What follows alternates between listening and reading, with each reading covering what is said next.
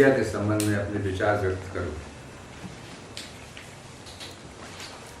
तो मैं ये बताना चाहता हूं कि प्रोटोकॉल का जो हिंदी में अनुवाद होता है वो शिष्टाचार है, जैसा कि अभी आपने कहा।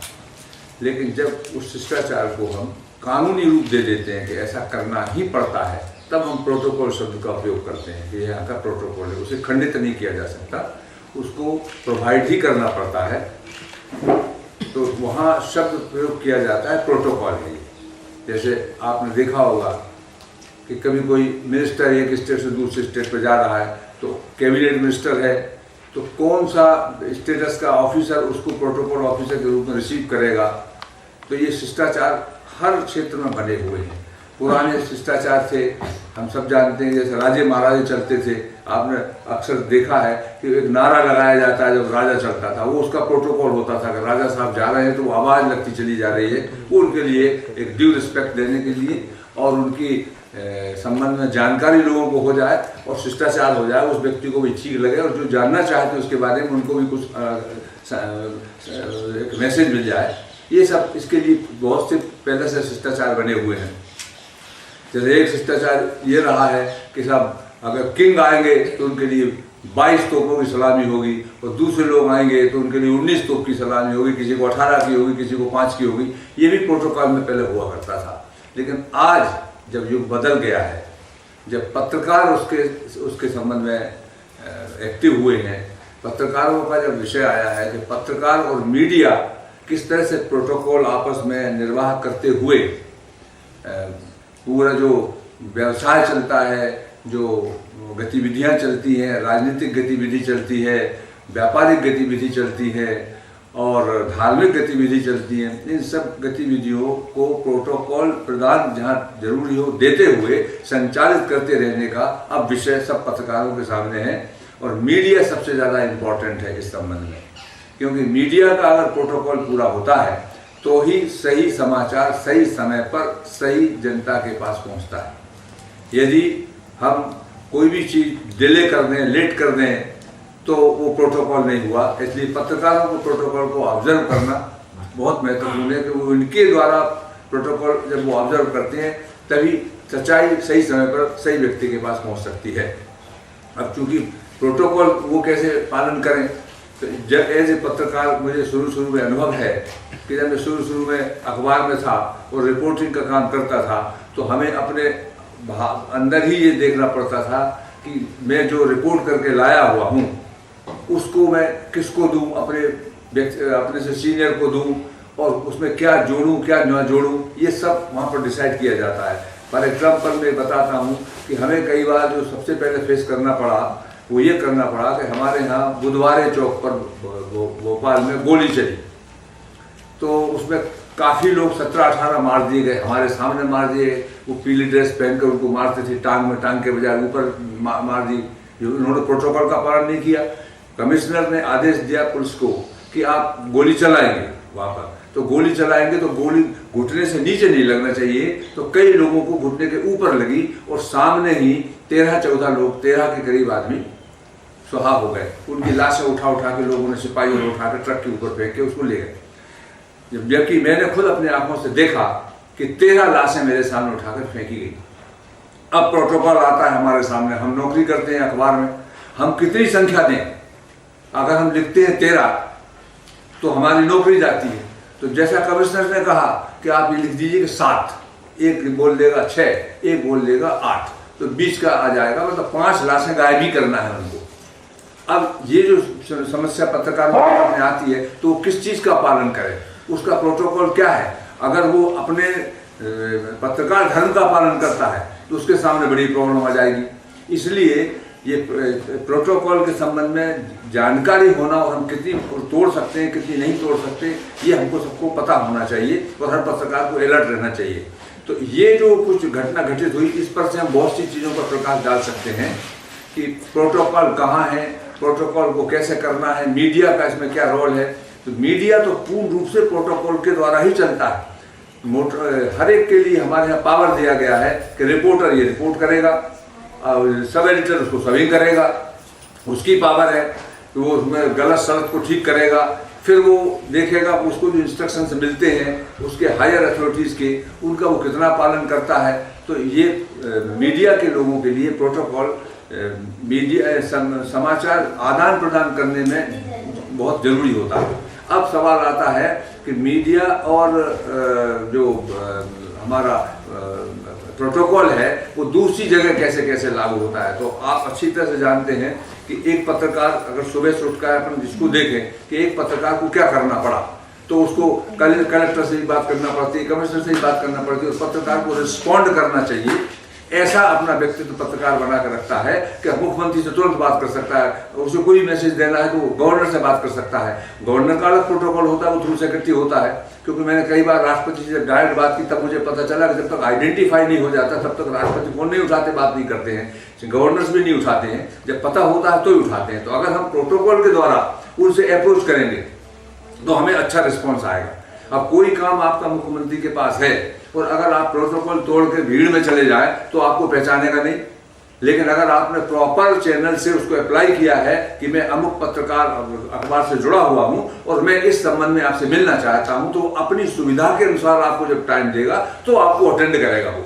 तो अगर आप प्रोटोकॉल का पालन करेंगे, हर पत्रकार के लिए जरूरी है, तो आप मुख्यमंत्री से अपनी बात कर सकेंगे। लेकिन वो मुख्यमंत्री के ऊपर डिपेंड करता है, उसके सेक्रेटरी पर डिपेंड करता है, उसकी टाइमिंग पर डिपेंड करता है। कई बार तो कई दिनों तक टाइम नहीं मिलता है। हम किसी का जब इंटरव्यू लेना चाहते हैं तो बड़े लंबे लंबे समय तक इंटरव्यू के लिए हमें टाइम नहीं मिलता। तो उसमें व्यक्ति को पेशेंस रखना चाहिए। ये पेशेंस रखना भी हर पत्रकार के लिए जरूरी है।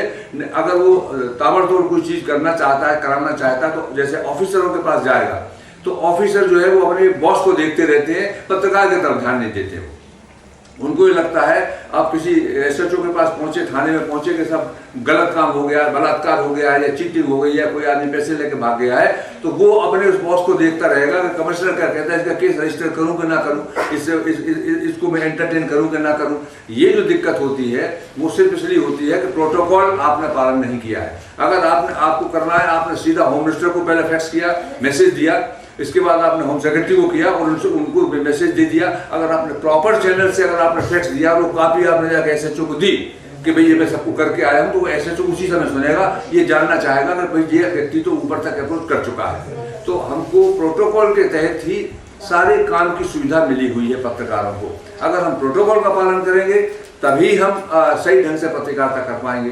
फिर हमारे सामने जो शिष्टाचार जो एक तो होता है बिल्कुल वैधानिक होता है, वो आपको पालन करना ही पड़ता है। और कुछ ऐसा होता है फॉर्मल और इनफॉर्मल शिष्टाचार भी होते हैं कि जैसे आप बहुत सी चीजें, जैसे क्राइम रिपोर्टर्स रहते हैं तो वो अपने ढंग से लोगों से संपर्क करते करते उस जगह पर पहुंचते हैं जहां पता चलता है कि यहाँ से उनको क्राइम का सूत्र मिलेगा।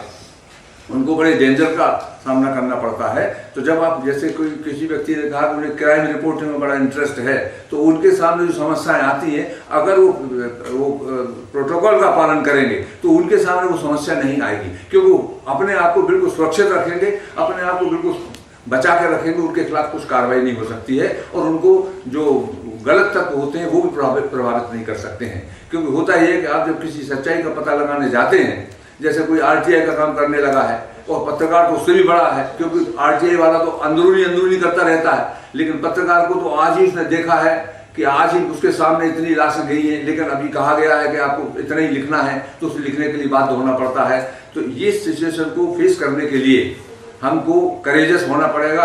कई पत्रकार बिल्कुल सही लिख देते हैं और उनकी नौकरी चली जाती है। जैसे कि मेरी 10-12 अखबारों में सिर्फ इसलिए चली गई कि जो चीज़ जैसी घटित हुई उसको मैंने वैसा का वैसा लिख दिया।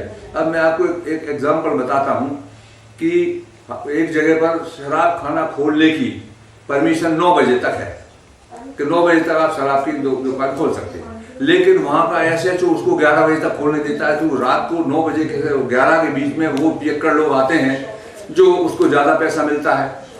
तो अब इस प्रकार की घटना एक बहुत बड़ी जगह पर हुई और उसमें पुलिस वाले के खिलाफ कार्रवाई हुई, क्योंकि प्रोटोकॉल सारी कार्रवाई हो रही थी और फिर पुलिस वाला बहाल हुआ और उसके बाद वो प्रमोट हुआ।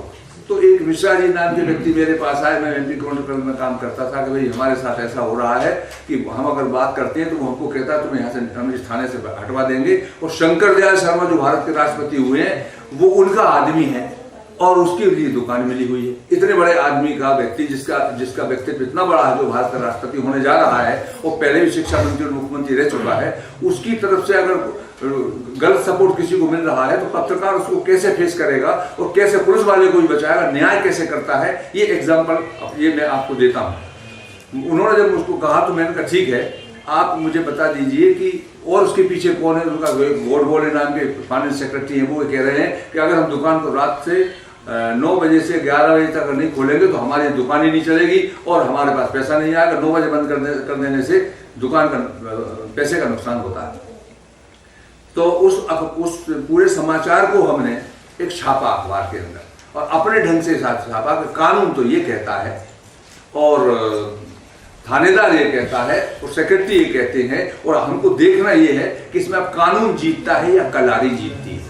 ये नीचे की लाइन थी उसकी कि कानून जीतेगा इस देश के अंदर या कलारी जीतेगी, क्योंकि थानेदार को हटा दिया जाएगा। उस समाचार को बहुत सीरियसली मुख्यमंत्री ने लिया और थानेदार की पोस्टिंग उन्होंने बाहर नहीं की और पूरी जांच पड़ताल होने के बाद ये हुआ कि मिश्रा जी को DYSP बना दिया गया क्योंकि वो कानून का पालन करते थे। तो अगर हम प्रोटोकॉल से गए हैं, मुख्यमंत्री के पास गए हैं, होम सेक्रेटरी के पास गए हैं और अगर आपके अभिव्यक्ति में ताकत है किसी से बात करने की, कराने की, तो आप पत्रकार हैं। लेकिन जब आप खुद ही किसी सब्जेक्ट को नहीं समझते हैं ढंग से और उसको ढंग से डील नहीं कर पाते, तो जब लोगों को समझ में नहीं आता तो जवाब भी ऐसा ही दे देते उड़ता हुआ। तो इसलिए पहले जिस सब्जेक्ट को आप डील करना चाहते हैं, अगर आप इस प्रोटोकॉल का पालन करेंगे तो पहले खुद उसके मास्टर होंगे कि मैं इनसे इस व्यक्ति से इतने क्वेश्चन करने जा रहा हूं और इन क्वेश्चनों के अलावा और जो समस्या हमारे सामने आ सकती है, क्वेश्चन पर क्वेश्चन करने की क्षमता और विषय को सही ढंग से अगर स्टडी करके आप गए हैं, यानी आपने अगर प्रोटोकॉल का सही ढंग से पत्रकारिता का पालन किया है, तो आप किसी मिनिस्टर का, चीफ मिनिस्टर का, गवर्नर का या किसी उद्योगपति का इंटरव्यू लेने जाते हैं तो आपको उसमें बहुत फायदा होता है। और जिस प्रोटोकॉल इसको ही मैं प्रोटोकॉल समझता हूँ कि हमको जो शिष्टाचार है अगर हम उसको करेंगे तो वो व्यक्ति नाराज नहीं होगा और हमें सही जानकारी मिलेगी और हम जनता को सही जानकारी प्रदान कर सकते हैं। ये तो प्रोटोकॉल हुआ पत्रकार का सामान्य रिपोर्टिंग के समय पर। अब पत्रकार की रिपोर्टिंग हवाई अड्डे पर भी होती है। पत्रकार की रिपोर्टिंग एक आजकल तो चैनल हो गए हैं, तो ये शूटिंग पे भी जाते हैं, वो पहाड़ों पे भी रहते हैं, वो जंगलों में भी रहते हैं।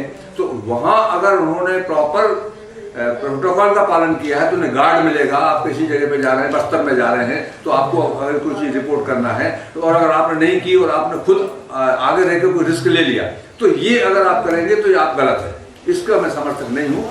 आप पूरी सूचना दीजिए। कई बार आपने देखा होगा कि कई कलेक्टर नए नए लड़के होते हैं और वो अपने कलेक्टर के अहंकार के बीच में वो खुद ही चले जाते हैं। तो जब कलेक्टर है तो उसको कलेक्टर समझाई नहीं, उसकी पिटाई लगा दी। मैं एक अच्छी तरह से जानता हूँ, वो भारत के होम सेक्रेटरी की एक सिपाही ने पिटाई लगा दी। वो थे ICS थे अंग्रेजों के समय के, मेरे मित्र थे, हिंदी के बहुत बड़े ज्ञाता थे। वो ICS last ICS of India जो थे, रमा प्रसन्न नायक, तो वो मेरे मित्र थे और चीफ सेक्रेटरी भी रह चुके थे। तो वो मुझे दिल्ली के अंदर जब मैं था तो उस समय वो एक छोटी सी बोतल लेके, शराब की जो होती है, बड़े ICS इंग्लिश लोग जो पिया करते थे, जेल में रख के और इंडिया गेट के ऊपर शराब पी रहे थे। तो अब उस सिपाही ने देखा, तो सिपाही ने जब देखा, तो वो होम सेक्रेटरी है और अपनी गाड़ी उन्होंने दूर खड़ी कर रखी है, वो इतना ज़्यादा बड़ा सुरक्षा की व्यवस्था नहीं होती। तो एक सिपाही आया और सिपाही ने पूछा सर आपने पी के यहाँ फेंक दिया, आप इसे उठाइए और इसको वहाँ कचरे में डाल के आइए, क्योंकि यहाँ मेरी ड्यूटी लगी, आप यहाँ जब तो पी नहीं सकते थे। तो उन्होंने कहा तू जानता नहीं मेरे लिए मैं कौन? तो कह रहे यार कोई भी होंगे।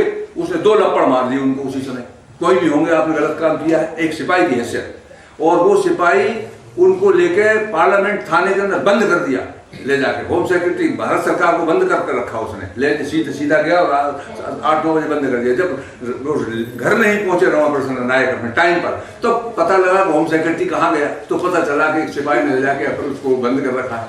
फिर बाद में बहुत कुछ हुआ, लेकिन एक अगर वो प्रोटोकॉल का पालन कर रहा था एक पुलिस वाला, और अगर हम इस केस को रिपोर्टिंग करें तो हमको कैसे उसको ध्यान में रखना चाहिए। इसकी रिपोर्टिंग बड़े सही ढंग से हुई, ना तो होम सेक्रेटरी को बुरा लगा, ना पुलिस के कुछ हुआ, गड़बड़ हुई। लेकिन जो सिपाही का जो व्यक्तित्व था, जिसने पालन किया था, उस पालन करने वाले को प्रमोशन मिला।